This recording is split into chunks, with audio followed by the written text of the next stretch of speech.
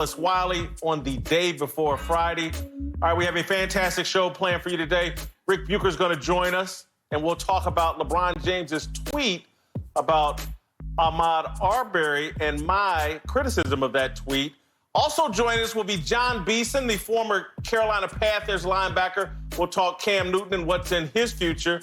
But first, we're going to go out to Dallas, Texas, and be joined by a three-time Super Bowl champion, a Cowboys great.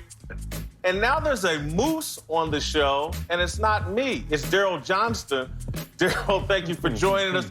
Let's get right to your Dallas Cowboys, who've made big news this offseason by signing Andy Dalton. And now Jerry's son, Stephen Jones, co-owner of the Dallas Cowboys, has made an interesting comparison of Andy Dalton to Nick Foles. Let's take a look at what Stephen Jones had to say. To have a guy like Andy Dalton come in here, not unlike what Philly had with Nick Foles when Carson Wentz went down, to be able to take control and win games, win huge games for you, if that's what you need, is really important. Certainly, you can lay your head on the pillow better at night knowing you have someone like Andy Dalton. All right, Moose, get us rolling here.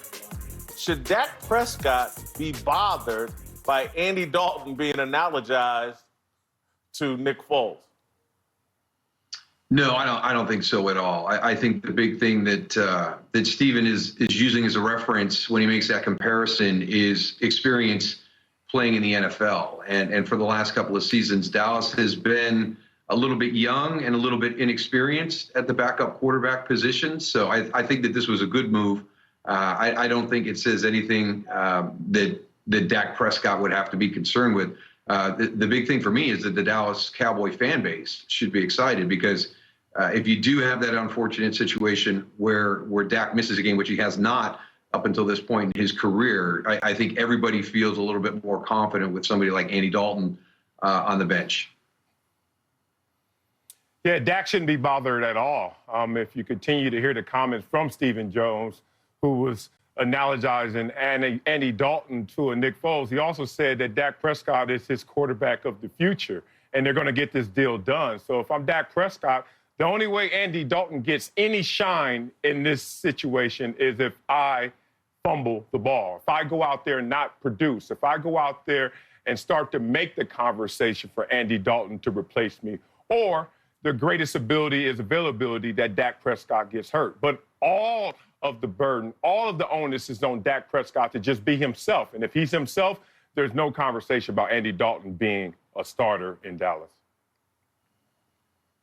No, I absolutely agree. I'm going to push back against both of you guys. And I'm going to push back against both of you guys and say, right in the NFC East, Carson Wentz, Nick Foles, and Carson Wentz right now, his job is somewhat in a tiny bit of jeopardy. They've gone out and drafted Jalen Hurts. What has undermined confidence in Carson Wentz beyond the injuries, which he's had an injury problem, but it was the success that Nick Foles had that undermined Carson Wentz's popularity in the locker room, popularity with the Philadelphia fan base, and started a conversation about, are we better off with Nick Foles?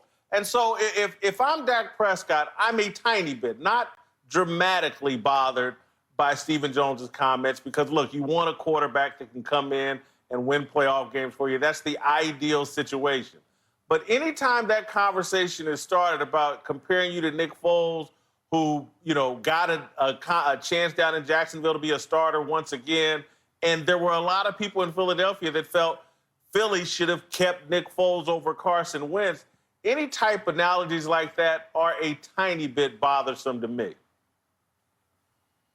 Well, I think one of the big things when we talk about the quarterback position especially is timing and circumstance. And we've had this conversation with a number of guys across the league. The one that I always use as a reference is Carson Palmer. And, we asked Carson one time, how many guys do you know that aren't in the league right now because of timing and circumstance? Not the right fit with the coach, not the right fit with the philosophy, didn't match the skill set of the quarterback.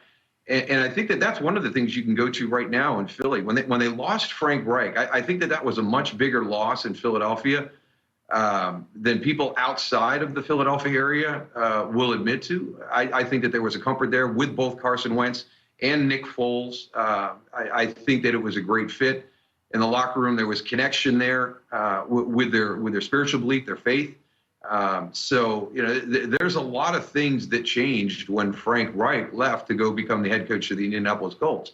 And, I think there's still an adjustment period with, that quarterback room and what's going on in Philadelphia as they're getting used to the new normal. Let's stay on the topic of Dak Prescott, Moose, and just, I don't think if Dak had agreed to a long-term contract 6 months ago, before last season, or at some point this offseason, I don't believe the Cowboys would have went out and signed a veteran as capable as Andy Dalton. Which leads me to the question, has Dak Prescott mishandled his contract negotiations with the Cowboys? Well, I'm going to disagree with you on that. If you would have signed last year, they wouldn't gone out and got a veteran quarterback. You never know when that injury bug is going to hit. They've been fortunate that it hasn't hit Dak yet. But you want to have confidence there. I don't think there was confidence in Cooper Rush coming in off the bench. I think maybe early on there was. But I don't think that was there after last season. So you've got to do something. And you'd always love to have somebody that's available that's been in the NFL and proven that they can win games. The fact that Andy Dalton is even available at that time, maybe that's a deciding factor in this decision too. Maybe they've looked at it in the past, but just didn't really see a good fit with a veteran quarterback to come in. But with Andy Dalton being from Houston, having played here locally at TCU, there's a lot of recognition of what he's done throughout his career. So I think maybe the fit there is just better this year. So I don't think if Dak would have signed the big contract last year that they may not have gone out and done this exact same thing, because you're only one snap away from an injury. And I just don't think that there was the confidence that the backup quarterback situation in Dallas was at a place that the organization was comfortable.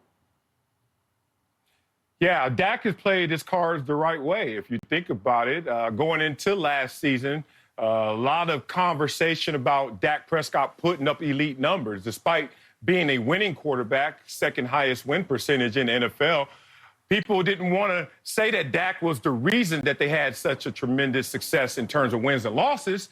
They wanted to say, what kind of quarterback are you? He went out there and proved that he could put up elite numbers, and then the conversation has shifted once again. But if you're Dak Prescott, look what you need to be focused on, which is, at worst, I have a $31.4 million franchise tag sitting there, more money than he's ever made in his entire life. And at worst, you have to think that the contract offer of $33 million last September before a career year is going to improve as well. So he didn't mishandle his negotiations, because just to have any contrast in this conversation, look at a Jameis Winston, who was the #1 pick overall in the draft, who was the same age as Dak Prescott, who now is playing for a team for $1 million as a backup. And the Harvard of the NFL got him for the cheap. And that's a misplay of your hand, because Jameis has elite numbers and tremendous potential. But if you want to talk about where the rubber meets the road, Jameis is in a much worse position than Dak Prescott. All right, let's follow up on Marcellus's point, Moose, and let's remove Andy Dalton from the question completely. Do you feel like Dak has mishandled his contract negotiations with the Cowboys? He's turned down $30+ million a year.